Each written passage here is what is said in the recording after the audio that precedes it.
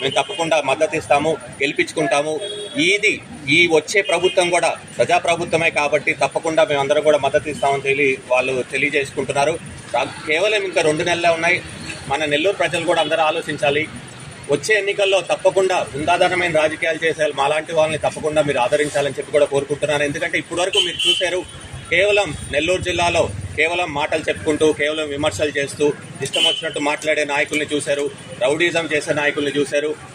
అదేవిధంగా ఎక్కడ చూసినా దౌర్జన్యాలు, దోపిడీలు, క్రైమ్ పెరిగిపోయేటట్టు చూశారు.